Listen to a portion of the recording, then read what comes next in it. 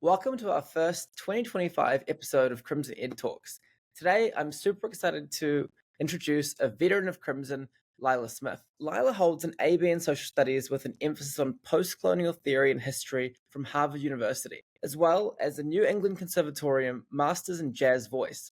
While in college, she held all kinds of leadership roles on the Undergraduate Council, the Arts and Humanities Student Board, and a variety of activist organizations, including the Harvard Graduate Student Union, which does an amazing job getting, for example, research assistance, great pay, and great support. In the Crimson world, she's the director of IRIS, one of the fastest growing programs we have globally, helping young high school students developing their passion for research.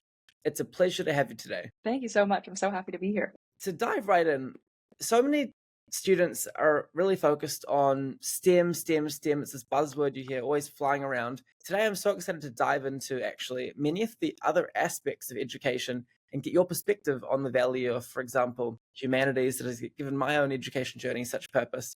So to get things started, when you think about a great education, what are some skills students can develop outside of the classroom? So I think for our Gen Z and our Gen Alpha kids, and even our Gen Beta kids who I think are starting to be bored now, being comfortable with boredom as a skill that you cultivate. I think we have so much input these days, and I do think we need silence to actually generate novel ideas. So that's number one. Number two, I would say a return to primary texts. And I know this is a bit focused on the classroom, but I think I also mean this in a sort of digital literacy sense where you shouldn't just read other people's takes of a particular piece of media, whether that's something written or a video that you might see online, but you should actually review that primary source yourself and develop your own opinions on it. So going back to primary sources. And then number three, I would say is cultivating generous readings. And again, I love school, so a lot of my life lessons are from school. But yeah, I think learning how to, in your own interpretation of something that you're receiving, I think sometimes we have an easier time of identifying what our really hardcore critique is of that thing. We know how to be very critical, like this is a skill that we learn how to flex very well, especially in a world where algorithms are, fomenting conflict and these sorts of things. And so learning to identify in yourself, sure, you know where the super critical take is, but do you know where the sort of generous reading of that is as well within yourself, and being able to feel the space between those kinds of interpretations. Yeah, so maybe a bit more abstract than your sort of traditional tangible skill, but those are my three skills that I would tell young people to cultivate. Incredible. And actually just diving into that, do you think that a young person should spend more time, for example, on subjects like English literature? Or do you think actually cultivating these skills through things like classics or music or art history as well is also really beneficial? What advice would you give to someone who's, say, 13, 14, thinking about, okay, which subjects do I apply this to? It's such a good question.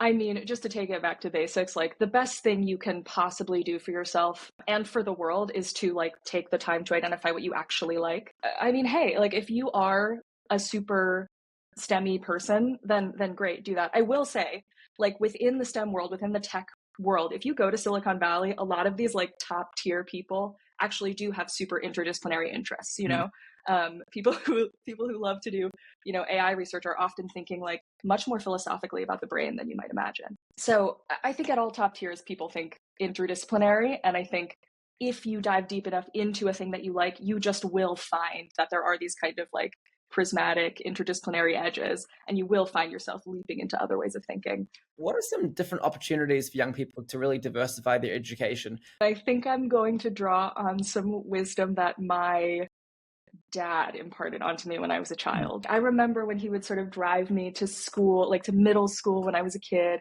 And basically he would sort of point at the kids doing bake sales and he would say you're never going to do a bake sale. And all of that anecdote is just to say that I think he really encouraged me to basically do what other kids aren't doing. If all the kids are flocking to a particular thing, try to, based on your own authentic interests, find something outside of those spaces. There are so many clubs and, everyone's doing the same thing. So for example, for myself, I grew up as a jazz musician.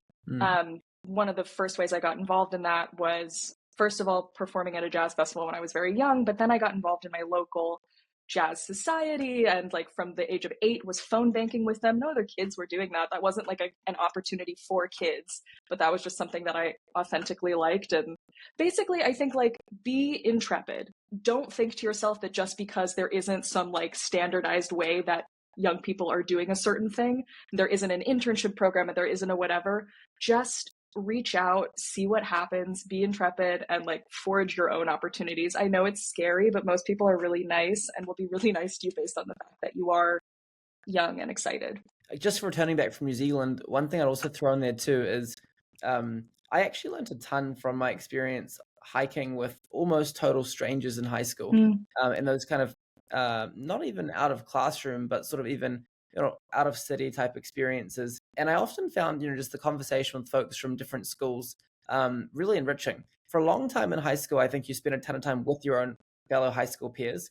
And it wasn't actually till quite late in my high school adventure, I was actually going out to, for example, other schools through sports. You always meet other people, but I think through, for example, activities like Moto UN or even these different hikes around the country. And that actually opened up my perspective a lot. So I encourage you to try and crack out of your high school norms, because each high school is sort of its own oasis and universe in terms of social dynamics and key ideas and everything.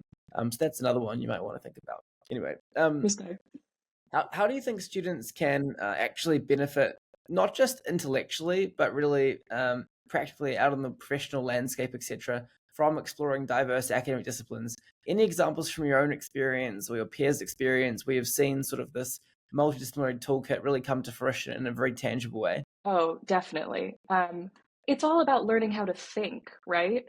And I think, you might find yourself sort of drawn to a certain, let's call it a methodology. So like AI as a methodology, computer science as a methodology, but also like history as a methodology, sociology as a methodology. You might find yourself drawn to a particular discipline for whatever reason. Maybe it's just temperament. Like I myself was drawn to history because I liked sitting in the archive and not having to talk to people, I found. But what you'll also find in getting really deep into a discipline is that there are going to be aspects of that discipline that feel like they're lacking. And you'll sort of find yourself looking to other toolkits, other disciplines to sort of answer those lacuna. And so, I mean, that's what I loved about social studies, is it was so interdisciplinary, and you did a lot of that kind of like bringing in other toolkits so that you could address a given question, economics, philosophy, whatever. And so, yeah, with all those toolkits, you just learn how to think better. Well said, well said. And I think even in terms of our own work at Crimson, I certainly see in, for example, Indigo research, so many students tackling very, very novel problems at the intersection of, say, biology and public policy. And I think for many of our researchers that are working with these students, having the ability to kind of dart outside of their core domain of, say, biology or government or something, and engage with folks across all these different ideas is a very valuable skill, even on the educator side, but certainly that transcends to, I think, inventions, entrepreneurship, other things as well. We see a lot of examples of ambitious young students, both in high school and then also folks going through, college and beyond, really showcasing their leadership skills. So many universities really interested in the different ways in which a young person, showcases leadership. What leadership qualities do you think are essential for students today? There are actual leadership skills to be gained on a basis of authentic passion. What I would just say is the best thing you can do for yourself and for the world is to actually take the time to identify what you like. And like the world is so fast paced, and in a way, the world doesn't let you figure that out. And so I think like reclaiming that time and space and saying, no, I'm going to figure out what I actually like. I'm going to take that time. I'm going to read a lot. I'm going to listen to a lot of podcasts, whatever it is. And then from there, like once you have something you authentically like, you just will become a leader in it. That's just what naturally happens. And from there, you will like face real world circumstances where you need to learn and level up and become a better leader. I think like from that perspective, once you get to that point, what I would say is learning to hold multiple perspectives and also learning to engage with people who have very different perspectives from you. Like I think that that's actually maybe the biggest differentiator in people I know who are, these kinds of top tier leaders. And part of it is like an intellectual confidence issue. Like to be able to engage with someone who has a very different opinion from you, you have to have confidence in your own opinions and in your ability to articulate precisely what you mean and what you disagree with them on. This is also very relevant in the context of leadership, but how does activism coexist with academic excellence? How do you think those two skills go hand in hand? I've had a lot of personal reflections on my time in activist spaces, and like I've run the gamut. I've done work that was purely voluntary and I was sort of like a foot soldier, and then I've also done work where I was like a professional organizer and was in a serious leadership position. Just to kind of answer the question, the relationship between academic or like serious scholarship and activism, to me, these are like mutually constitutive sort of pillars of activity. So by doing serious academic work, we transform our ability to think about things. And with activism, we are trying to like envision a better world. We're trying to create that psychic space to transform our reality. So to me, like these things go very well together. That being said, in practice, these things are much more complicated, right? Like materially, sometimes institutions don't want to transform, don't want to move. And so you feel this push and pull. But I think, with good people, hopefully we actually like, we're open to these kinds of conversations. It's very, very complicated, but I think that is my very optimistic portrayal of these things. Let's hit some rapid round questions. And what I'm going to do is I'm going to throw out a sentence to you, and I just want your quick gut reaction. Don't think. God, okay. Alrighty. Number 1, what's one skill every student should pick up outside of the classroom? Listening. What's a surprising way to diversify your education? Unorthodoxy. A book or piece of music that shaped your perspective? Slavoj Žižek's Pervert's Guide to Ideology. Empathy or ambition? What's more important in leadership?